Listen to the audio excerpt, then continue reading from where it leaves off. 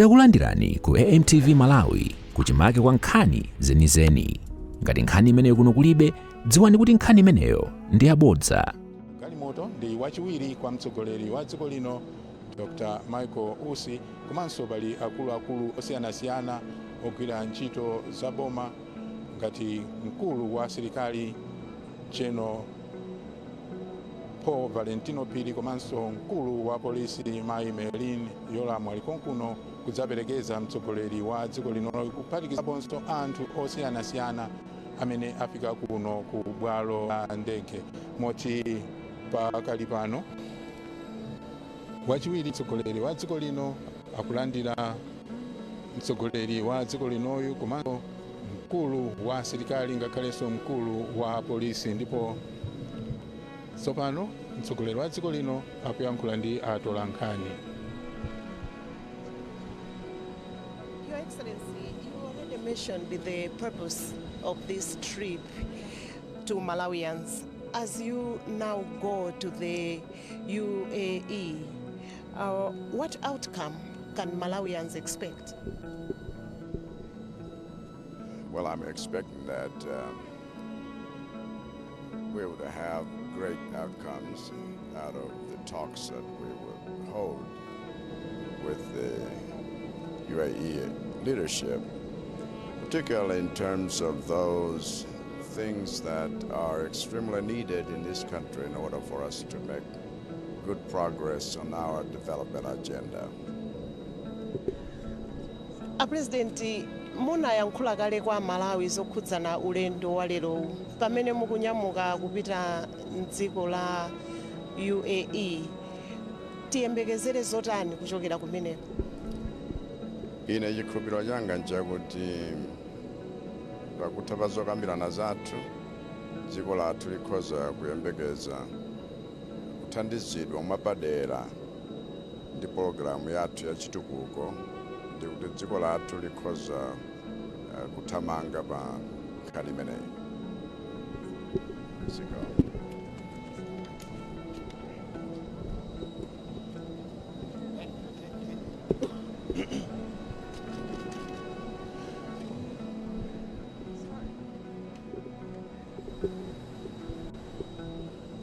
Ayi mtsogoleri wa dziko lino tsopano wamaliza kuyankhula ndi atolankhani ochokera nyumba zosiyanasiyana zofalitsa mawu m'dziko muno, ndipo tsopano akugwirana chanza kutsanzikana ndi akuluakulu osiyanasiyana amene andanda mphepete mwa chinsalu chofiira amene afika kuno ku bwalo la ndege kudzamuperekeza, ndipo mwa ena amene ali pa mndandanda umenewo pali akuluakulu a chipani cholamula cha Malawi Congress, komanso pali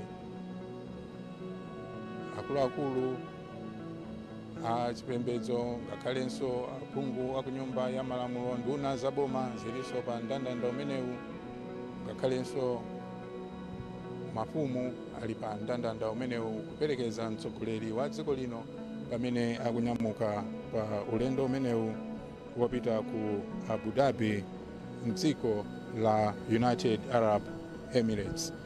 Ndipo chakufupi ndi ndege konso kuli akuluakulu ena motsogozedwa ndi wachiwiri kwa mtsogoleri wa dziko lino. Ndipo pakali pano ndikuona mayi wa fuko la Malawi Madam Monica Chakwera akwera mu ndege mmenemu. Tsopano president wa dziko lino nayenso kukweza m'manja mmwamba kutsanzikana ndi anthu amene afika kuno ku bwalo la ndege kudzamperekeza pa ulendo umenewu, motero kuti katseka chitseko cha ndege imeneyi ndikuti akuluakulu onse amene ali kufupi ndi ndegeyi afutuke ndithu kupereka mpata kuti ndege imeneyi inyamuke pano pa bwalo la ndege kupita ku ulendo umenewu wopita ku Abu Dhabi mdziko la United Arab Emirates, mmene anafotokozera mtsogoleri wa dziko lino poyankhula ku mtundu wa Malawi sabata yathayi kuti mtsogoleri wa dziko limeneli la United Arab Emirates ndi amene wamuyitana kuti apite kumeneko, ndipo zonse zokhudza ulendo umenewu akonza ndi aboma la dziko limeneli la United Arab Emirates. Ndipo nkhani yayikulu ndiyoti akafotokozerane kuti kodi dziko limeneli likhoza kuthandiza bwanji dziko lino kuti kusowa kwa mafuta mdziko muno ikhale mbiri yakale. Ndipo akakambirana ngati boma ndi boma la Malawi ndi boma la United Arab Emirates kuyika ndondomeko zokhazikika ndithu kuti mafuta asamasowenso mdziko muno ngati mmene zakhala zikuchitikira masabata angapo apitawa. Ndi pakali pano akuluakulu onse amene anali kufupi ndi ndege tsopano asuntha ndithu kufutuka kuti apereke mpata ku ndege imeneyi kuti iyambepo ulendo wake, ndipo posachedwapa akhale akutseka chitseko cha ndege imeneyi. Lero lino lachinayi pa 5 December 2024 kuno ku bwalo la ndege la Kamuzu International nyengo ili bwino ndithu, dzuwa ndi limene latuluka likuwala ndithu, ayinde kuliti mitambo kumwambaku patali kuma mitambo yake osatija yosonyeza kuti kukoza kugwa mvula posachedwa, ndi mitambo yoyera ndithu imene ili patali kumwambaku. Koma nyengo yabwino ndithu kuno ku bwalo la ndege kumakhala nyengo zosiyanasiyana, kukati kutenthe kumatentha kwambiri, kukati kuzizire kumaziziranso kwambiri, komanso mvula imene ikati igwe imagwanso yochuluka ndithu. Koma lero nyengo ndi yabwinobwino ndithu pamene mtsogoleri wa dziko lino akunyamuka kupita ku ulendo umenewu. Ndipo kufunika kwa mafuta mdziko nkosachita kunena, chifukwa ntchito zambiri zimadaliranso mafuta ngati amene wawa. Je, pompano ndili ndi mtolankhani wathu Eunice Jovu amenenso wamva ndithu chuchuchu kuchokera kwa mtsogoleri wa dziko lino pamene akunyamuka pa ulendo umenewu. Eunice, tangotambasula ndithu zina ndi zina zimene mtsogoleri wa dziko lino wayankhula pamene akupita ku ulendo umenewu. Zikomo kwambiri Raymond. Mtsogoleri wa dziko lino wafotokoza kuti ali ndi chiyembekezo kuti pamene akukakambirana ndi akuluakulu a dziko la United Arab Emirates kukhala ndithu zotsatira zokomera dziko lino, makamaka pa nkhani ya chitukuko. Ndakumva ukutchula nkhani ya mafuta, koma mtsogoleri wa dziko lino sanangochita single out chinthu chimodzi ngati mafuta. Anena kuti zomwe akukambirana kumeneku ndi zokhudzana chitukuko chosiyanasiyana cha dziko lino la Malawi komanso kumeneko. Ndiye anagwiritsa chichewa chokuti tikukhulupirira kuti atithandiza. Tikudziwa kuchokera mwina amene amaonera kapena amene amawerenga kuti dziko la United Arab Emirates ndi dziko limodzi lolemera pa dziko lapansi lino. Ndi ameneli kukhala bwenzi la dziko la Malawi, komanso kukhala ndi mwayo kuti atsogoleri a dziko akumane, akuti akuyembekezera kuti zokambirana zawo zibweretsa ndithu zipatso zabwino zomwe zingathandize pa chitukuko cha dziko lino. Chabwino ndetu tikudziwa pa nkhani ya chitukuko kuti chiyende pali zambiri zofunika, pali misewu yabwino, pali njanji yodalirika, pali zambiri ndithu, ngakhale ntchito za ulimi zimene zothandiza pa chitukuko, komanso umoyo wa thanzi wa anthu mdziko zofunikanso pa chitukuko. Kwa anthu amoyo wa thanzi ndi amene amathanso kugwira ntchito za chitukukozo.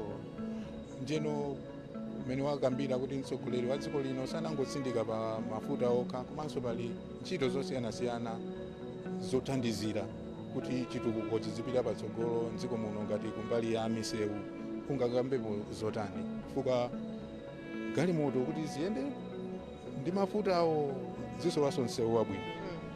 Ndizoonadi chitukuko chosiyanasiyana ndichofunikira ku dziko ngati la Malawi lomwe likungokwera kumene, ndi dziko lomwe mbuyomu lakhala likuvutika.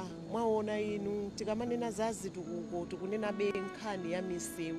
Taona misewu ikuluikulu yomwe yaoneka mdziko muno, makamaka mu mzinda wa Lilongwe.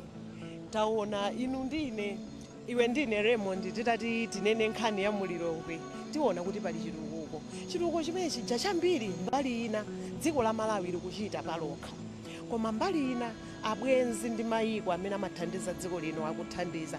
Ndiye nkhani zake zimayamba ngati mmene zikuchitikira pamene pamo, mmene zayambira pamene pamo, kusonyeza kuti akakambirana ndipomwe pamabwera zipatso. Sitingangobwera kungonena kuti dziko lakuti linatithandiza, linabwera bwanji kuti lithandize. Mayiko ambiri kapena mabungwe amene amathandiza mayiko amene akukwera kumene amatengera zinthu zomwe mayiko akupereka. Ndiye kuti pakadali pano tikamaona ngati mtsogoleri wa dziko lino mmene akuyendera ulendo uwu, ndiye kuti ali ndi mbali zomwe akuganiza kuti chitukuko cha dziko lino chingathandizike mbali izi. Mbali yoyamba ndi yomwe unapanga emphasize, yomwe unatsindikapo, yokhudzana ndi mafuta. Ndi vuto lomwe mdziko muno aliwona kuti lilipo. Ndi chifukwa yake akuona kuti mpofunika kuti pabwere abwenzi okuti akhoza kuthandiza. Sikuti angothandiza kuti atipatse zaulere, koma kuti athandize kuti dziko lino ndi dziko la United Arab Emirates azitha kuchita mgwirizano wa malonda. Kodi akhoza kutipatsa mafuta amene ali nawo iwowo, ife tikhoza kutani? Kodi tikungoyenera kuwalipira ndi ndalama zamakwacha? Koma ku Malawi timalima, tili ndi mwayi, nthaka yathu imalolera china chilichonse. Kodi iwo amafuna chani pa zomwe ife timalima? Ndiye tikaona mwina pa statement yomwe atulutsa aku Foreign Affairs akunenapo kuti kukakhala zokambirana za ubale wa ukazembe. Zina ndi zina zomwe amakambirana atsogoleri ngati amene wakakumana ndi zokhudzana ndi ubale wa ukazembe. Mu ubale wa ukazembe mmakhala mbali ngati zimenezo. Ife Malawi timadziwa kulima. Kodi ife kwathu kuja na ndolo amachuluka, soya amachuluka, inuyo muli ndi mafuta wochuluka, tikuyenera tigulitsane. Tipange bwanji kuti zimenezi zizitheka, kuti inu mukhoza kupeza phindu, ife tikhoza kupeza phindu. Ndiye nkhani zake zimayambira pa ulendo ngati umenewu, kukakambirana nkhani ngati zimenezi. Ndiye mwina ndi chifukwa chake mtsogoleri wa dziko lino mmene amayankha mafunso kwa atola nkhani sanangonena zokhudzana ndi mafuta agalimoto, koma akuti chitukuko chosiyanasiyana. Chifukwa nkhani yayikulu yomwe akupitira kumeneko ndi zokambirana zodzera ku dziko lina ndi dziko lina, pamene patikunena dziko la Malawi ndi la United Arab Emirates, kusonyeza kuti mgwirizano umenewu siwongokomera mbali imodzi. Tisamuone Malawi uja kuti wangokhalapo ngati kuti palibe chomwe angabweretse pa tebulo. Naye Malawi ali ndi zake zomwe ali nazo zomwe akhoza kubweretsa pa tebulo. Koma ife ndi amene tayamba nkhani tili ndi vuto la mafuta, ndi kuti kukakhala kukambirana inu muli ndi chani? Titero tikuti nakwake chabwino aizona di Eunice makanso kutsindika pa nkhani ya ubale wabwino pakati pa dziko ndi dziko. Taona mtsogoleri wa dziko lino akulimbikitsanso ubale makanso ndi mayiko amene tayandikana nawo. Ngati pa nkhani ya mafuta yomweyi tinaonanso mtsogoleri wa dziko lino akupita kukakambirana ndi mtsogoleri wa dziko la Mozambique, ndipo tinaonanso mafuta akubwera panjanji.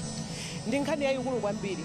Nkhani tikhoza kunena kuti ikuchokera ndithu patali, kuchokera pomwe maboma ambuyomo anamanga zija zosungira mafuta. Nkhani yayikulu yomwe inatsala ndiyo kuti kodi mafuta ochuluka okuti adzikwana mu nkhokwe zimene zija adziyenda bwanji? Tidalire matraki. Ndipo mweno boma la ulendo uno, boma la Dr. Lazarus Chakwera anaona kuti ndipofunikira kuti pakhale ubale wabwino. Njanji ikatengatu imene ija maboge yake aja ngati siotenga anthu amati mawagone, zimene zija zimatenga mafuta ochuluka. Mafuta amene akanatengedwa mwina ndi matraki okwana mwina 30 amatha kubwera pakamodzi pa njanji. Ndi nkhani yomwe ukunena kuti mtsogoleri wa dziko lino anakambirana ndi mtsogoleri wa dziko la Mozambique kuti kodi tipange bwanji zimenezi. Ndi nkhani yayikulu kwambiri. Tikayang'ana njanje yathu yakhala zaka mwina zopitirira 20 isali bwino. Ndiye ntchito yokhayo yongoyamba kuti njanji ija ikonzedwe ndi kukonzekera komwe kukuthandizira kuti kodi chitukuko ichi chiyende bwanji. Mwina chitukuko tikamachiyang'ana bwinobwino chimakhala ngati pena sizikuchitika, koma zimayenda step by step. Kodi tikanena kuti tikhala ndi mafuta ambirimbiri abwere dziko muno tiyasunga pati?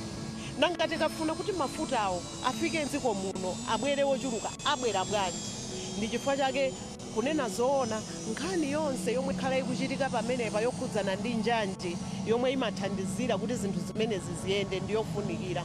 Komanso chinali chitukuko chabwino chofunikira kuti achitchule ndithu, komanso osangoti pakhale ndalama zomwe zingakhale mu bajeti kuti amanga njanji iyayi, koma paoneke kuti pali action, china chake chikuchitika. Kodi akunduna wa zomangamanga akuchitapo chani? Ndiye nthawi zambiri zimakhala zokuti ngati pali political will chakuti tikuyenera tichite, zikati zizichitika zimathandizira kuti zinthu zija zizioneka kuti zikuchitika. Pa nthawi yomwe tikuona kuti mtsogoleri wa dziko lino akukakamba zina mwa zitukuko zokhudza mafuta, tili ndi mwayi wokuti olatanena kuti mafuta aja afikatu ku doko lakuti tiyatenga ochuluka, koma tiyatenga tikhala ndi mwayi okuti tikhoza kukasiya pamalo oyenerera, chifukwa chokuti koyambirira tinayambirira kukonza nkhokwe. Titakonza nkhokwe tikuona kuti iyayi nanga afika bwanji ochulukawo afike pa njanje osangoti pa matraki okhaokha. Ndiye nkhani yomwe wanenayo Raymond ndi nkhani yofunikira kwambiri. Zitukuko zimenezi zimayenderadi limodzi. Komanso mafuta awo ndi kuti akhoza kutsika nangasi akayenda pa njanji ndi yochipirapo kuyerekeza ndi kutenga mafuta pa galimoto zikuluzikulu. Ndizoonadi nthawi zambiri pali zinthu zambiri zomwe zimachititsa kuti zinthu ngati zimenezi zikwere. Kungokhala kokhako kopanda doko tili ndi vuto kale, ndiye kuti tilibe mwayi wokuti tikhoza kukhala ndi athu, chifukwa tungakhale ubale omwe tili nawo ukutithandiza kuti tikhoza kudutsitsa dziko la anzathu. Sikunena kuti dziko linali ngati mmene lili Mozambique likhoza kungonena kuti dutsani ulere, mgwirizano ndonena kuti tikuyenera tilipire. Koma ngati tikulipira kuti adutse mafuta oyenera matraki mwina okwanira 30 koma adutsa pakamodzi, zikusonyeza kuti even ndalama zoti tilipire pamenepo ndizocheperapo. Ndiye kuti mtsogolo muno tikhoza kudzakamba zina sitinganeneretu. Zinthu inde zimavuta, koma amanena kuti pamene pali mavuto pamayenera pabwere solution. Kodi solution ija ikabwera itithandizira motani? Taona ife Malawi akuchokera ku mavuto omanena kuti mwina magetsi amatimatima, tingoyerekeza zomwe zakhala zikuchitika mdziko muno zomwe aliyense akuzidziwa, magetsi akutimatima. Panangochitika zokuti kodi tikhoza kutani? Achilamulo anayesera kupanga kuti titere pano tingathe kunena kuti ndi nkhani ya mbiri zakale, chifukwa chokuti ataona kuti pali vuto anapeza mwayi wokuti vuto limeneli likonzedwe. Ndi chimodzimodzi pamene akukonza njira zimenezi padzapezeka kuti pali mwayi wokuti mafuta aja akhoza kudzatsikanso. Komanso mwina Raymond mpongofunikabe kuti kumaunikirapo kumaona kuti mafuta aku Malawi kuno ngakhale kuti akusowa ndiotsikirako mtengo kusiyana mwina ndi mayiko angapo amene atizungulira. Ndiye nthawi zambiri mwina nthawi zina timatha kumango yankhula pa zinthu zomwe mwina sitinachite research, sitinachite kafukufuku, tilibe nazo umboni. Koma nthawi zambiri tikayang'ana ndithu tiona kuti iyayi mafuta athuwa ndi otchipa, chabwino tili ndi vuto sakupezeka. Ndi nkhani yomwe akuluakulu akuyesetsa tsopano tipeza bwanji kuti adzipezeka mdziko muno, kuyambapo kwake ndi kumeneko. Chabwino Eunice ikhale tikupitiriza kucheza ndithu, koma pakali pano ndege yomwe wakwera mtsogoleri wa dziko lino tsopano ikuyenda pang'ono kuti ikatenge mphamvu kenako inyamuke pano pa bwalo la ndege. Ndipo ndege imeneyi pakali pano ili kuzambwe kwa bwalo lino la Kamuzu International kumeneko yatembenuka, ndipo posachedwa apa ikhale ikuthamanga ndi liwiro ndithu la mtondo waloka kuti inyamuke pa bwalo limeneli la ndege.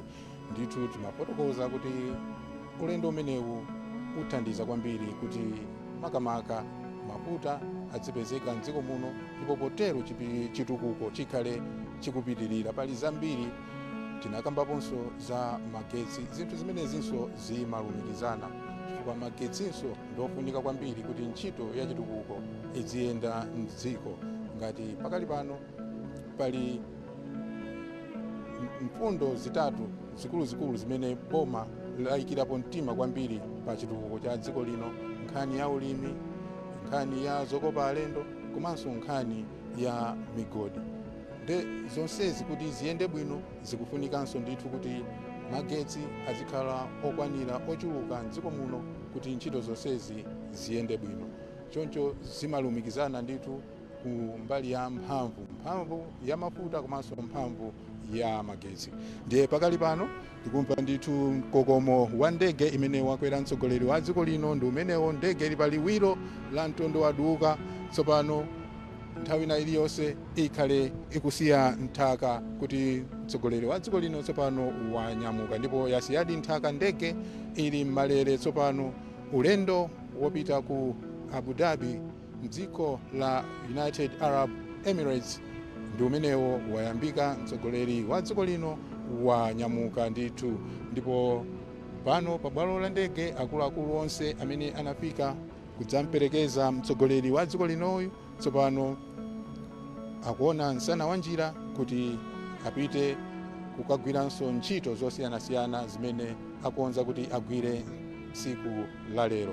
Ndetu pamene mtsogoleri wa dziko lino Dr. Lazarus Chakwera wanyamuka pa ulendo umenewu wopita ku Abu Dhabi mdziko la United Arab Emirates, ifenso kuulutsa kwathu kuchokera kuno ku bwalo la ndege la Kamuzu International tilekezere pamene. Osayiwala kupanga subscribe ku channel ya AMTV Malawi.